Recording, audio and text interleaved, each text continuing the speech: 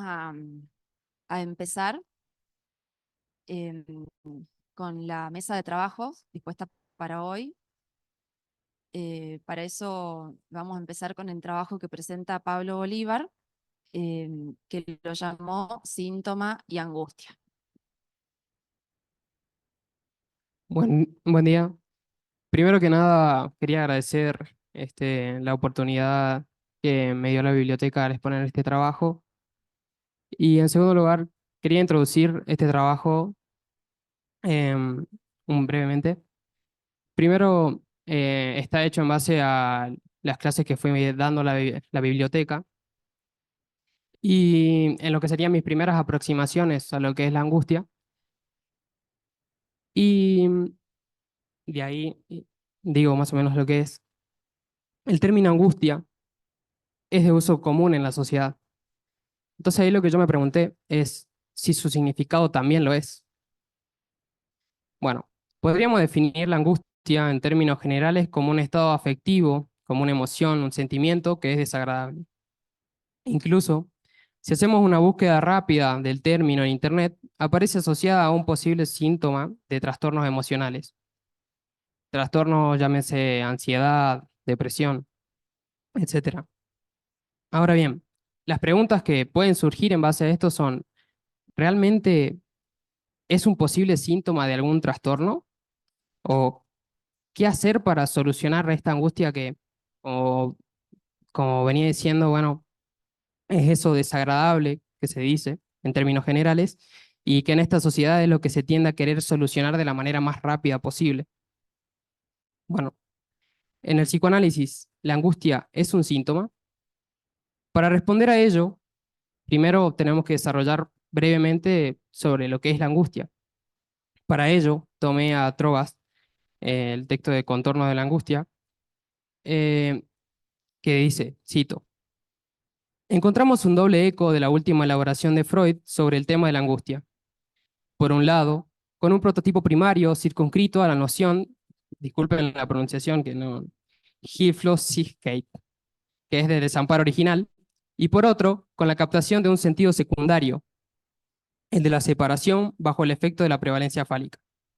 Para este trabajo, vamos a tomar el primer sentido de este doble eco que menciona Trovas, quien, a su vez, menciona que Lacan sigue las huellas de Freud y hace notar que la angustia, nacida con la vida, es el primer fenómeno afectivo. La angustia del recién nacido aparece en una dialéctica de separación con la madre. Por lo tanto, hablamos de la angustia como un desamparo original, que, en palabras de Trovas, se caracteriza por una suerte de deriva, de separación, incluso de exclusión, que comporta un sentimiento de vacío y de pérdida de sentido. Esta ausencia, la separación con la madre, es la que nos introduce a la pregunta sobre el deseo, en el momento del encuentro de dos faltas, se descubren los dos deseos. La particularidad de no poder responder a esta pregunta, el Shewa, ¿qué quiere?, es lo que angustia. Lauren dirá, estamos angustiados cuando no sabemos lo que el otro quiere de nosotros. Por lo tanto, al menos en el psicoanálisis, no podemos tomar a la angustia como un síntoma. De hecho, el síntoma podría ser una respuesta que enmascara la expectativa de lo que se espera en ese sentimiento de ausencia. Cito nuevamente a Trovas, dice, ese sentimiento de vacío no es el encuentro con la nada. En ese sentimiento de ausencia hay algo que se espera. Hay muchas figuras clínicas que responden a esa expectativa, enmascarándola, dándole un tratamiento ni mejor ni peor. Síntomas, inhibiciones, sublimaciones, pasajes al acto, etc. Cierro cita. Vamos a desarrollar un poco de esto a la brevedad. Antes, quisiera responder la segunda pregunta que plantea el escrito. ¿Qué hacer con la angustia? ¿Cómo desangustiar? Como diría Loren, el qué hacer con la angustia es algo que solamente se pregunta el psicoanálisis. Él va a decir que en la medicina esta pregunta no se plantea, sino que va de suyo que la angustia es un síntoma que, como cualquier otro, debe desaparecer. Como no debería de extrañar, el desangustiar no se trata de disminuir el malestar del sujeto con medicamentos, respiraciones profundas ni nada por el estilo. A esto, Laurent va a decir que el desangustiar consiste, entonces, en hacer surgir la pregunta por el deseo. Se trata de introducir una pregunta sobre el deseo y de interpretar el deseo que está en juego. Podríamos decir que la vía regia para interpretar el deseo es hacer consistir el síntoma, algo que ya se había nombrado anteriormente. Entonces, si la vía regia para desangustiar consiste en hacer consistir el síntoma e introducir la pregunta sobre el deseo, ¿de qué estamos hablando? Como mencionamos anteriormente, esa falta de respuesta ante la pregunta sobre el deseo es lo que nos angustia. Por lo tanto, este accionar consistiría en hacer aparecer esta pregunta, interpretarla y ligarla con una respuesta. Para ello, podemos capitonar la angustia a través del síntoma. ¿Cómo? Bueno, un ejemplo lo plantea Laurent en Ciudades Analíticas, en donde un sujeto acude al analista debido a angustias diversas y rumiaciones. El hombre estaba siendo taladrado por una inquietud instalada por un profesor que le dijo, ¿no será usted homosexual? La vía del analista, en este caso para desangustiar, fue favorecer la sistematización del síntoma al interrogarlo acerca de sus pensamientos y rumiaciones, para, de este modo, cito, poner en marcha el síntoma y hacer retroceder la angustia. Eso dijo Laurent. Cierro cita. Aunque también es importante saber que hay casos en los que la angustia no puede capitonarse por este medio y deberá hacerse, por ejemplo, a través de la construcción del fantasma por medio de por medio de la transferencia, medio que no abordaré en este trabajo. Para que esto ocurra, para poder hacerle de punto de capitón a la angustia a través del síntoma, ante la presencia de la angustia en el sujeto, el analista debe posicionarse en un polo en el que, cito a Trogas, pueda efectuar un auténtico trabajo de interrogación y de revelación de las identificaciones imaginarias y simbólicas. Y bueno, cierro cita. Bueno, a modo de conclusión, la angustia no tiene un significado compartido. Incluso es difícil definirla dentro del psicoanálisis. El quehacer también dependerá de cada sujeto y del analista. En este caso, no habría una receta o una instrucción que seguir. Una vez más, el psicoanálisis se distancia del resto de terapéuticas proponiendo ir más allá de lo visible, taquicardia, sudoración, etcétera, para abocarse en lo que verdaderamente atañe al sujeto. Gracias.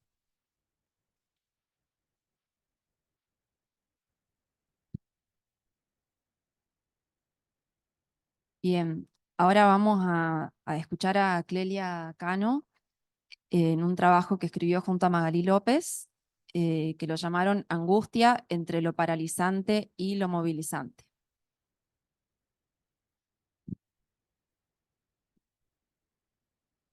Ya. Buen día. El trabajo, más que nada toma la referencia freudiana de inhibición, síntoma y angustia y de un texto de Paul Ossun, Lecciones psicoanalíticas sobre la angustia. En inhibición, síntoma y angustia, Freud destaca a la angustia como el fenómeno fundamental y el principal problema de la neurosis. La experiencia de la angustia permite caracterizarla como un estado afectivo marcado por el displacer. Esas son como las primeras coordenadas que tenemos para ver la importancia, digamos, de la angustia. El, el texto de la primera parte habla del mecanismo de formación de síntomas y este se revela como único fin el evitar la angustia. De esta manera podemos considerar que la angustia es la que determina la represión. En el texto de Osum lo plantea la angustia como que está antes la podemos ver en diferentes, digamos, momentos de la formación de síntomas. Para exponerlo brevemente, podemos entender que la formación de síntomas, entenderlo al síntoma como un signo y un sustituto de una satisfacción pulsional que no se realizó. El mecanismo de represión actúa ante la señal de displacer e interviene sobre la pulsión impidiendo su expresión en la conciencia. Esto no se queda ahí, sino que el retorno a lo reprimido va a implicar que se ha encontrado un sustituto, si bien ya es disminuido, desplazado e inhibido, lo que va a ser imposible reconocerlo como una satisfacción del impulso objeto de la represión. Pero como es pulsional, va a buscar satisfacerse. La emergencia de la angustia, con su correlato afectivo displacentero, es lo que pone en alerta al yo y puede llegar a paralizarlo en su función. Es así que los síntomas neuróticos se constituyen como una estrategia, como una forma de impedir la irrupción de la angustia. La angustia estaría entonces en el principio de toda defensa. Las indicaciones que hacen para la clínica nos indican que también el levantamiento del síntoma conlleva el riesgo de exponerse al resurgimiento de la angustia. Si el síntoma deja de funcionar, el yo se encuentra desamparado contra las exigencias pulsionales, constantemente crecientes. Se lo puede tomar como una indicación clínica tener en cuenta que la angustia va a aparecer cuando la represión está a punto de deshacerse. Sería como un indicador a tener en cuenta entonces la angustia. En el texto de Freud va a tomar que el modelo de la angustia sería el trauma del nacimiento. En tanto, la angustia se reproduce la reacción ante la percepción de un peligro. Después va a seguir explicando que la condición de pérdida del objeto, es decir, de la ausencia de la madre, va a generar angustia, porque luego podría devenir un peligro mayor. Esto, siguiendo con la lógica de la explicación que hace Freud, después lo va a tomar para lo que es la angustia de castración. La angustia deviene señal de peligro si es adecuada, pero si es desproporcionada, puede llegar a tener efectos paralizantes. Hablamos de inmovilidad, bloqueo, indecisión. Por último, el título del trabajo toma la angustia no solo desde lo paralizante, entre comillas, sino también desde un papel que podríamos decir movilizante, ya que llevaría al sujeto a interrogarse sobre sí e incluso llegar a iniciar un análisis. Luego sería, dentro del trabajo del analista, sería necesario determinar si el monto de angustia es tal que permite atenerse a la regla fundamental de la asociación libre, que es lo que permitiría el trabajo analítico. La angustia pasa a ser la clave del trabajo analítico en la neurosis, y solo al atravesarla se llegaría al centro del conflicto inconsciente. Una cita de Pasum sería que no hay acceso a la verdad que no pase por la superación de la angustia. Para cerrar, mientras estaba haciendo el trabajo, encontré un extracto de una publicación de una novela de Silvia Plath, de La campana de cristal. Hace como una introducción acerca de, está en esa etapa de la adolescencia, etapa de transición, su personaje, y es esa indecisión de qué podría, dice las decisiones de mi vida como que se abrían como los frutos de la higuera. Entonces me veía como con familia, me veía como escritora, me veía como publicando. Y el extracto que saqué era: me vi sentada en la horcadura de esa higuera, muriendo de hambre solo porque no podía decidir cuál de los higos deseaba. Los quería todos, pero elegir uno significaba perder los demás.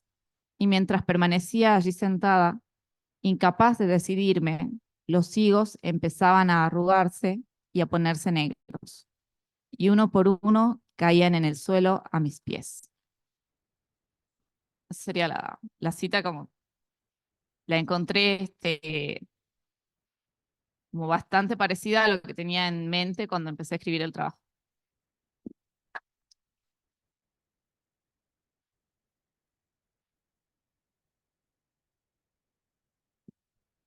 Bien, ahora vamos a escuchar a Virginia Maraz con su trabajo Llegué a 100, vine desde cero. Aproximaciones acerca del deseo y la angustia. Gracias. Bueno, hola a todos. Hola Sebastián. Yo pertenezco a la Fundación Cultura Analítica de Salta. Soy practicante del psicoanálisis. También formo parte del dispositivo de atención analítica Salta, que es el dispositivo clínico dentro de la fundación. Y desempeño mi trabajo formal en relación de dependencia, por decirlo así, en el Estado, en el Hospital de Salud Mental, Dr. Miguel Ragone, en el Servicio de Emergencia y Servicio de Agudos. Hecha esa presentación, agradezco a Jimena por la invitación, a María José que se retiró, a vos por la coordinación. La verdad que es un gusto volver, yo hace mucho que no volvía. Y cuando digo volver, digo también volver a escribir, porque escribir un trabajo también es algo a lo que no frecuentemente regreso. Bueno, eso, les agradezco mucho la invitación. Y les paso a contar de lo que escribí, en lo que me inspiré. Dice el titular de un post en un perfil de espectáculos de Instagram. Duki reveló que siente mucha angustia por tenerlo todo y abandonó una conferencia de prensa. El rapero argentino, pionero del trap local, está a punto de hacer historia con 2 fechas sold out en el Estadio Monumental, transformándose en el primer referente de la música urbana en llegar a River. Uno ya vive tan rápido y de repente tengo 27 años y ya hice 2 River. Y cuando me pregunto qué sigue, ya no tengo respuesta. Entonces eso, la verdad, me genera bastante angustia. Me pongo un poco mal. Llegó el momento en que si cualquier cosa que querés la tenés, es nada. No existe el margen de frustración, no existe motivo para ser feliz, no existe motivo para levantarse, porque ya tenés todo. Mauro, conocido en la escena de la música actual como Duki, es un joven que experimenta en sus palabras tener lo que querés. Lo hace notar permanentemente en sus canciones. Llegué a 100, vine desde cero, dice en Givenchy, que es un track que se mantuvo en los más altos puestos de ranking musicales durante el 2022. Del 100 al 0, de la nada al todo. ¿Es posible tenerlo todo? Nos encontramos en la clínica con sujetos, algunos jóvenes, que como Mauro, encarnan la carrera frenética de intentar atrapar el objeto a una costa de ellos mismos, de su deseo. El deseo, motor que nos mantiene en carrera, ligazón a la vida. ¿Qué pasa cuando lo que ocurre es su saturación? ¿Cuáles son los efectos de esa experiencia? Dice Lacan en el Seminario 10 que la falta es radical, radical a la constitución misma de la subjetividad, entendiendo por esto que de su existencia y función depende nuestra subsistencia. Pero esta falta de la que se trata no se ubica en un solo sitio. No se trata, como ingenuamente podría creerse, de la falta de algo, objeto, para alguien, sujeto, como aquella conocida metáfora de la zanahoria puesta por delante del conejo. Alusión que a mi interpretación refiere directamente al ámbito de la necesidad, el hambre. Ya que sabemos con Lacan que el objeto es algo que escapa en el plano de nuestra aprehensión. Entonces, de lo que se trata en el campo del sujeto es de la demanda, de aquella creencia neurótica de que el otro tiene lo que me falta y a su vez que yo puedo completarlo. Si nos situamos en el campo de la creencia, de la suposición, es porque resulta que lo que está en juego es algo ineliminable. Y eso ineliminable es la falta. Falta el significante en el otro, lo cual hace posible la relación con él. Y eso mismo instituye la ansia en el sujeto. Pero ¿qué sucede cuando la experiencia de ese otro se torna colmada? Impossible is nothing, versa el eslogan de una marca deportiva que muchos jóvenes como Duki usan y hasta mencionan en sus canciones con irreverencia. Traigo un extracto de una canción. Ya llegó la jefatura, los jefes. Tigre de sangre pura, muy pura. Poco miedo, poca duda, muy poca. Mezclo Adidas, Nike con Puma. ¿Qué? ¿Qué? Con 5 chapi que están duras, qué culo. No vi el champú, vi la espuma. Con Marcián que se lo fuma, Marcián, dando la vuelta a la luna. Temón, ¿no la escucharon? Irreverencia, signo de un yo insulfado, efecto del espejismo que el mercado promueve, postulando que el objeto se encuentra delante. El último celular, la mayor cantidad de seguidores, el blin blin.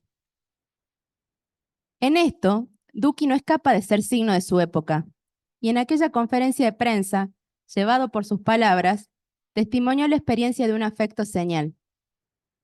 Dice Lacan en el Seminario 10, página 167. Aunque el yo sea el lugar de la señal, no es para el yo, para quien se da la señal. Si se enciende en el yo, es para que el sujeto sea advertido de algo, a saber, de un deseo, o sea, de una demanda, que no concierne a ninguna necesidad, que no concierne a nada más que a mi propio ser, es decir, que me pone en cuestión, que me anula. No se dirige a mí en cuanto presente, se dirige a mí, si ustedes quieren, como esperado, y mucho más todavía como perdido. Solicita mi pérdida para que el otro se encuentre en ella. Es esto la angustia. Signo de época, dije. Y tomo de esta cita de Lacan la idea de estar anulado, evidente en la clínica en presentaciones cada vez más frecuentes del tipo del desánimo, desgano o apatía. Y el estar perdido, oscilante entre la desorientación y la errancia. Frente a esto, los psicoanalistas, uno por uno, y reunidos en comunidades de trabajo como son estas jornadas, donde el deseo de hacer existir el psicoanálisis impide la complacencia en los saberes que creemos instituidos. Nos convoca a ponerlos en cuestión, advirtiendo que solo se trata de un nuevo contorneo de aquello imposible de atrapar. Gracias.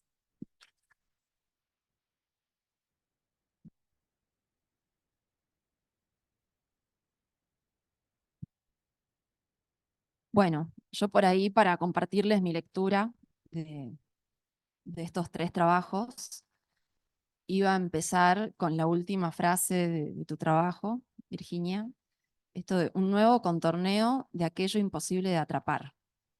Em, por ahí pienso que es esto lo que, justamente como vos decías, lo que nos convoca, ¿no? En estas jornadas y también en esta mesa en particular, por ahí con el recorrido que empieza haciendo Pablo por algunas de las caracterizaciones de la angustia, ¿no? Como expectativa angustiante, la angustia como señal. También introduce la pregunta de qué hacer con la angustia en la clínica psicoanalítica, digamos, con este afecto, ¿no? Y lo diferencia del síntoma. Después Clelia y Magalí profundizan esta diferenciación o marcando por ahí más, precisando más en relación a la formación y a la función del síntoma, y nuevamente aparece la cuestión de qué hacer en la clínica, ¿no? Ciertas por ahí indicaciones, precisiones para tener en cuenta. Y bueno, yo ahí volvería, pero recortando una cita que haces vos de Lacan en relación a la señal, ¿no? Y yo recorto esta parte que dice, si se enciende en el yo, es porque es para que el sujeto sea advertido de algo, a saber, de un deseo, de una demanda que no concierne a ninguna necesidad, que no concierne a nada más que a mi propio ser. Entonces por ahí pienso que se resalta en estos trabajos, en los tres, ¿no? Esto de ir a la subjetividad de la angustia, y que es justamente ir en contra de la premisa del mercado, del para todos. Y bueno, y una vez más, entiendo que se nos invita a continuar resistiendo desde el discurso del psicoanálisis, que como vemos tiene mucho para decir y para hacer con la angustia, ¿no? Bueno, abrimos a la conversación, quien quiera acotar algo.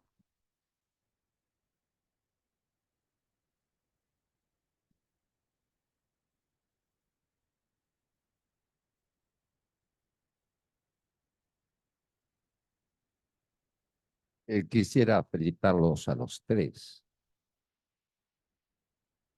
porque dieron un toque inhabitual. Usted comenzó diciendo, si no me equivoco, fui a buscar a internet. Usted habló de Instagram. ¿Sí o no? A usted. Eh, de cómo terminó con Silvia Plath, la poeta mexicana, americana. No, me soplan porque a veces me equivoco, pero tienen razón. Hay que... Tal vez es muy interesante saber que ustedes tres empiezan por donde los psicoanalistas tal vez no osen empezar. Por un rapero, por un tipo que canta y que dice cómo palpita el siglo XXI. ¿Qué es lo que le pasa? Y si el psicoanálisis no se adapta a este otro nuevo que ustedes empezaron a dibujar, el psicoanálisis desaparece. Entonces ustedes nos han advertido, aunque sea el viejo que yo soy, no tanto, pero más o menos, que mirá, fíjate bien en el otro, porque si no mirás bien en el otro, el psicoanálisis desaparece. Que venga de la boca de tres jovenzuelos y jovenzuelas, realmente es para todos para mí una enseñanza muy, muy grande y saber a quién prestar atención. Eso es lo que puedo transmitirles. Y si puedo, al final, cuando tenga que hacer una suerte de resumen, no sé de qué, algo retomaré de lo que ustedes han hecho. Muchísimas gracias. Muchísimas gracias.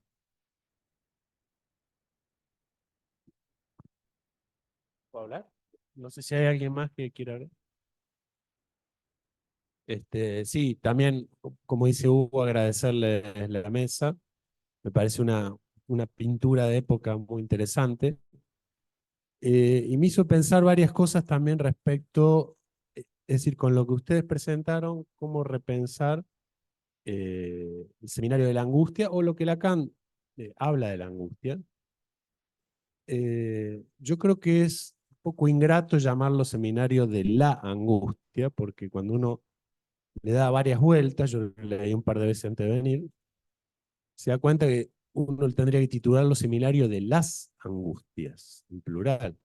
No hay una angustia, sino que hay varias que Lacan menciona, ¿no? Y ustedes fueron enunciando algunas y otras se colaron por ahí, podríamos decir así. Hablaron del desamparo, de la angustia ante el deseo del otro, la dimensión de la angustia de castración. Y Lacan, en un pasaje muy sutil, que a veces no se lee demasiado, ubica que es interesante porque la angustia no es solamente ante el deseo del otro. Hay una estructura de la angustia que se produce ante la demanda, el deseo y el goce del otro. Por lo que presentabas, Virginia, también hay una dimensión de la angustia ligada no tanto al deseo, sino a la demanda del otro y al goce del otro. Es muy interesante eso. Respecto del desamparo, hay un pasaje en el Seminario 7, donde Lacan no le da una dimensión demasiado trágica al desamparo, porque él dice que en tal caso un final de análisis tendría que conducir a un sujeto a encontrarse con, dice algo así como ese desamparo original para consigo mismo, del cual ya no hay ningún peligro alguno, pero donde no hay otro. Es ahí donde el sujeto tiene que crear algo, ¿no? Por eso es muy interesante la referencia a los artistas, a Sylvia Plath, por ejemplo, ¿no es cierto? Más allá de si esa cita que vos mencionás, no estoy muy seguro que se acomode a la dimensión de la angustia, pero sí viene muy bien la referencia de Silvia para ubicar la dimensión de creación, que es un poco lo que hablamos del libro ayer, ¿no? De hecho, hay una colega que trabaja sobre Silvia Plath en el libro. Se los recomiendo, el artículo de Yael Nori Ferri. Entonces, esa cuestión es importante entender que hay una paleta, digamos, hay una dimensión prismática de la angustia que hay que poder abordar, digamos, y que me parece que ustedes entre líneas lo fueron recorriendo de una manera u otra. Una última cosa respecto de la situación que también se dijo, de la angustia, la ansiedad y la depresión. Hay un debate histórico que no existió, pero que uno puede leer a lo largo de la historia de la clínica, que podríamos decir entre Pierre Janet y Freud. Pierre Janet, que es el campeón de la ansiedad, digamos, lo que triunfó en la ansiedad ha sido los términos de Pierre Janet, que pensaba que el problema del individuo, no del sujeto, está ligado a un déficit de la síntesis de la función psíquica. Mientras que Freud plantea que no hay ninguna síntesis, sino más bien alguien en conflicto consigo mismo. De ahí el problema de la angustia y la culpa. Para Pierre Janet, el problema de la síntesis de función psíquica deriva en una cuestión de la ansiedad y posteriormente de la depresión, que es un asunto que vemos muy comúnmente en la clínica. Sujetos que empiezan en una carrera de pánico, de ataques de pánico, y concluyen con una depresión. El tratamiento es el mismo, porque todos se tratan con antidepresivos. Esa es la orientación de la clínica actual. Es el triunfo de Pierre Janet. Cuando vos hablabas de resistencia, ¿no, Virginia? Cuando se habla de resistencia es poner a un sujeto del conflicto, al sujeto del conflicto, ¿no es cierto? Que esa sería la resistencia, ¿no? Y no un problema de síntesis de la función psíquica, esa sería la dimensión histórica en la que estamos un poco arrojados, ¿no? Para que no triunfe tanto Pierre Janet, vamos a decir así. Bueno, nada más. Muchas gracias.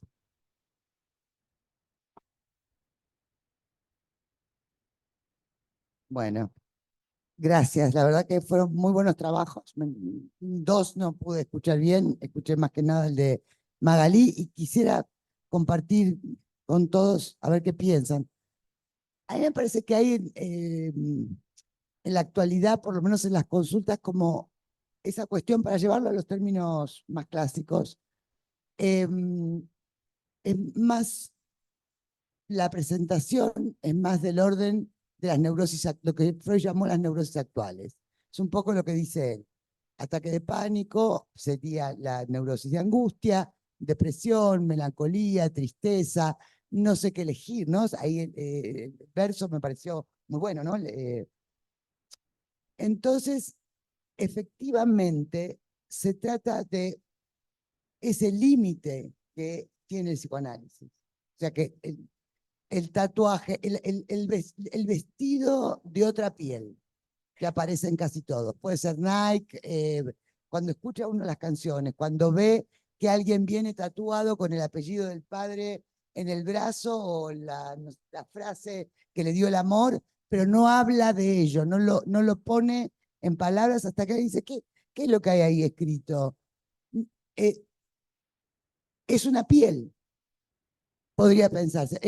Ese poema está, pero no inscripto en el cuerpo, y hecho palabras, que después es palabras, que sino que directamente, entonces es una, yo estoy yéndolo para atrás, no sé si hay algo nuevo en eso, pero sí hay una inscripción, me parece a mí, es una hipótesis de ciertos modos nuevos que hay respecto de la ciencia, no de otra cosa, que ese sujeto de la ciencia hoy está más informado, lo uso informado como la información que funciona en el chat GPT, o sea, no como una interpretación, sino más informados de ciertas cuestiones de la biología que circulan por el mundo, como tal cosa, como tal otra, esto me hace bien, ahora me duele tal. O no dormí bien porque el anillito que llevo puesto dice que no tuve tanto sueño, o, pero usted cómo se siente, y no sé, pero el anillo me dice que no dormí, o tuve tanta taquicardia, no como antes alguien mira el clima y ve lo exterior, no va a haber tormenta, pero nadie saca la cabeza y se fija si hace calor o no. Quiero decir, hay donde la percepción no es creíble, hay un espaltum entre lo percibido, no hay algo conocido, y aquello que sabe el otro. Creo que esto se reflejaba muy bien en Duke, ¿no? En varias de sus canciones incluso, a la manera que lo hace. A ver, esto es para mí que se abre otra puerta de otra manera en esos sujetos que consultan, donde se provoca el efecto de la inhibición, más que nada, o sea, de cierta parálisis, como decías vos, o la depresión o la falta de ánimo, ahí de Clelia no hablaba, la falta de ganas, de apatía, hay mucho más de eso. No sé si falta de deseo, porque creo que querer y desear son dos cosas distintas, ¿no? Esta vos lo marcaste ahí un poco, Emilio. Esto como para hacerlo coloquial, ¿no? Pero habría que profundizar un poco más. Creo que ahí hay toda una cuestión que sí nos interesa. Y les doy un dato. Yo por curiosear, porque lo había escuchado a Hugo cuando habló la vez pasada, como para mí toda inteligencia artificial, no hay inteligencia que pueda nombrarse natural, es artificial por excelencia. O sea, ¿quién tiene una inteligencia natural si no la inventó alguien? Me fui al chat GPT, ese famoso, y puse neurosis actuales en Freud. Dice, no tengo esa información al 2022. O sea, no está registrado en el chat GPT que Freud alguna vez habló de neurosis actuales. Dije, bueno, esto es lo que falta en el otro de la inteligencia artificial.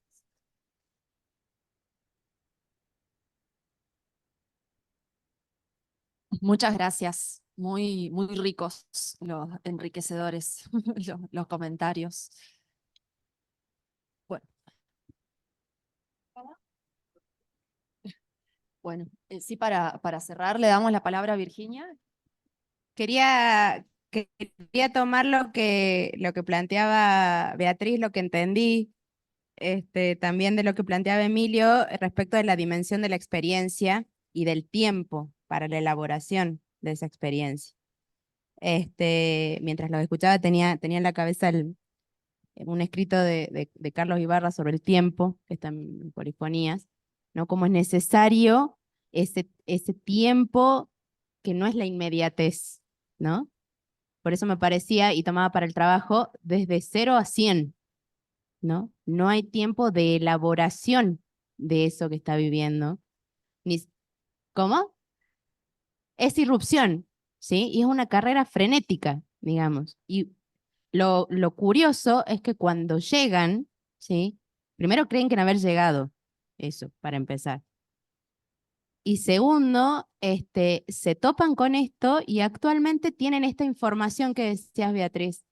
¿Quién no escuchó a los cantantes en el último tiempo hablar de la salud mental, de la ansiedad, de retirarse de los escenarios, de las redes sociales, ¿no? Pero todo un discurso que tampoco es amigo de la elaboración, ¿no? De por qué tengo esto tatuado o por qué me pasa esto, ¿no? Sino más bien de la saturación, por la vía de lo que conviene, ¿no? El mercado, la medicación, la farmacia, o sea, o de su otra cara, digamos, ¿no? El yoga, mindfulness, toda la cuestión. Bueno, eso, nada. Bien, muchas gracias.